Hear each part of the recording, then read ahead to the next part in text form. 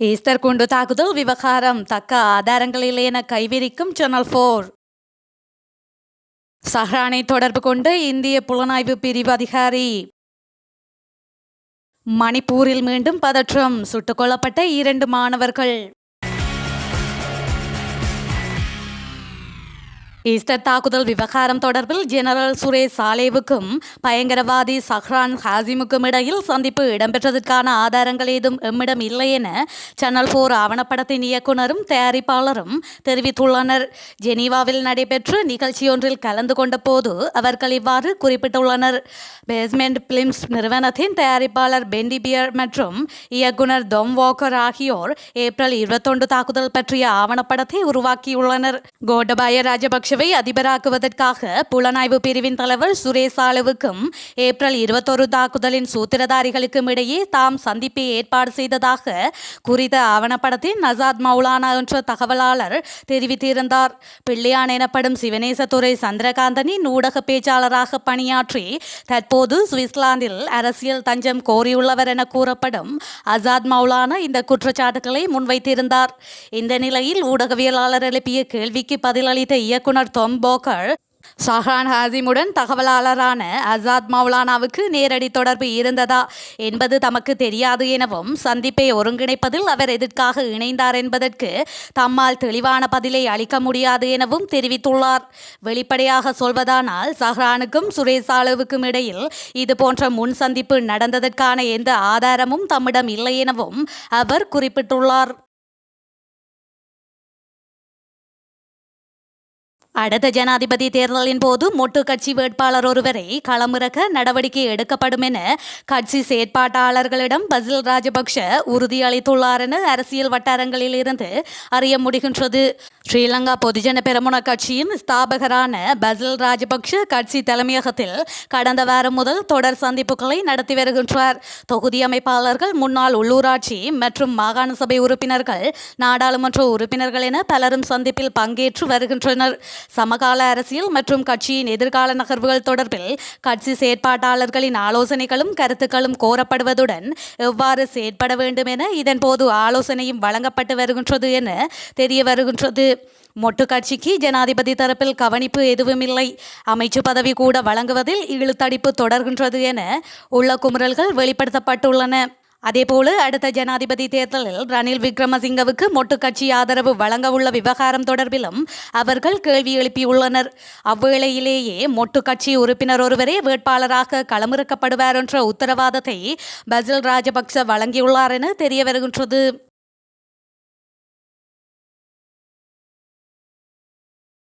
இலங்கையில் 2019ஆம் ஆண்டு உயிர்த்த ஞாயிறு குண்டு தாக்குதல் இடம்பெறுவதற்கு முன்னர் நாட்டில் 11 சம்பவங்கள் இடம்பெற்றிருந்தன. இந்திய புலனாய்வு அதிகாரி ஒருவர் சஹ்ரானுடன் தொடர்பு கொண்டு IS தொடர்பாக பல தகவல்களை பெற்றுக்கொண்டுள்ளார் என நாடாளுமன்ற உறுப்பினர் SP திசாநாயக்க தெரிவித்துள்ளார். நேற்றைய தினம் இடம்பெற்ற செய்தியாளர் சந்திப்பில் கலந்து கொண்டு தெரிவிக்கும் போதே அவர் மேற்கண்டவாறு குறிப்பிட்டார். தொடர்ந்தும் தெரிவிக்கையில், சேனல் 4 செய்தி சேவை வெளியிட்ட ஆவணப்பட தொகுப்பில் எந்த விசாரணையும் இல்லாமல் ஆராய்ந்து பார்க்காமல் ஈஸ்டர் தாக்குதல் தொடர்பான குற்றச்சாட்டை கோட்டாபய ராஜபக்ஷ மீது சுமத்த மோசமான முயற்சியை மேற்கொண்டுள்ளது. இந்த தாக்குதலுக்கும் ராஜபக்ஷவினருக்கும் எந்த தொடர்பும் இல்லை.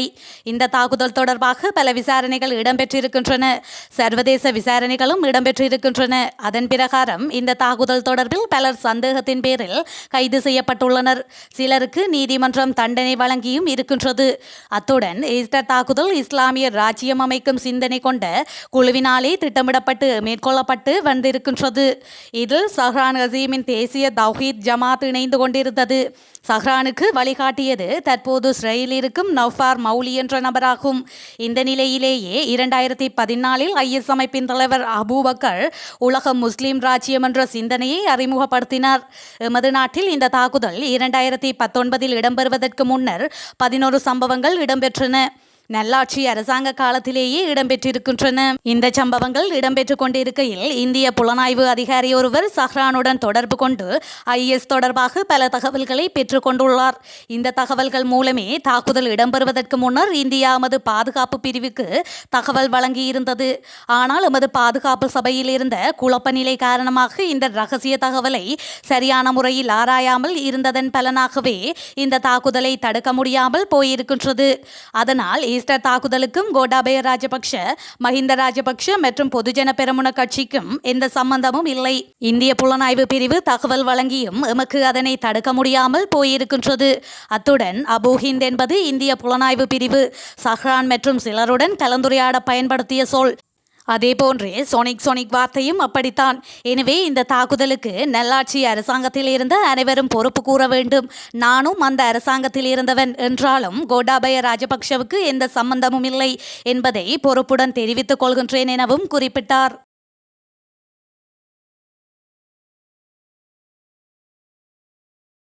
பயங்கரவாத எதிர்ப்பு யோசனை மற்றும் இணைய பாதுகாப்பு யோசனை குறித்து இலங்கை அரசாங்கத்தின் மீது கடுமையான கரிசனையை வெளிப்படுத்த மேற்கத்திய நாடுகள் தயாராகி வருகின்றன. தங்களின் சட்ட வல்லுநர்களுடன் ஆய்வு செய்த பின்னர் அந்த நாடுகள் இந்த நிலைப்பாட்டுக்கு வந்துள்ளன. சர்வதேச தரநிலைகள் மற்றும் விதிமுறைகளை புறக்கணித்த நிலையில் பயங்கரவாத எதிர்ப்பு யோசனையில் பயங்கரவாதத்தின் வரையறை மிகவும் விரிவானது என்று இந்த நாடுகளின் வல்லுநர்கள் கண்டறிந்துள்ளனர்.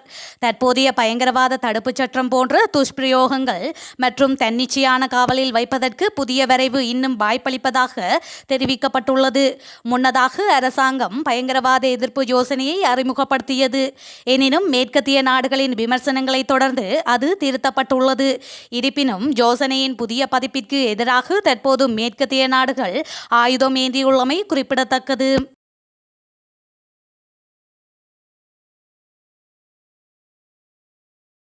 தென்மேற்கு பருவமழை காரணமாக நாட்டின் 7 மாவட்டங்களுக்கு உயர் அபாய நிலை எச்சரிக்கை விடுக்கப்பட்டுள்ளது. நாட்டின் பல பகுதிகளில் மழை நிலைமை இன்று முதல் அடுத்த சில நாட்களுக்கு சற்று அதிகரிக்கும் என வளிமண்டலவியல் திணைக்களம் அறிவித்துள்ளது. மேலும் மேல் மற்றும் சப்ரகமுவ மாகாணங்களிலும் காலி மற்றும் மாத்தறை மாவட்டங்களிலும் 100 மில்லிமீட்டருக்கும் அதிகமான கடும் மழை பொழியக்கூடும் என வளிமண்டலவியல் திணைக்களத்தின் இயற்கை அபாய முன்னெச்சரிக்கை மையம் தெரிவித்துள்ளது. இந்நிலையில் கம்பஹா, கேகாலை, கொழும்பு, களுத்துறை, ரத்னபுரி, காலி மற்றும் மாத்தறை உள்ளிட்ட 7 மாவட்டங்களுக்கு உயர் அபாய நிலை எச்சரிக்கை விடுக்கப்பட்டுள்ளது. நாட்டில் தென்மேற்கு பருவமழை தொடர்வதால் நாட்டின் தென்மேற்கு பகுதியில் மழையுடனான காலநிலை தொடரும் சாத்தியம் காணப்படுகின்றது.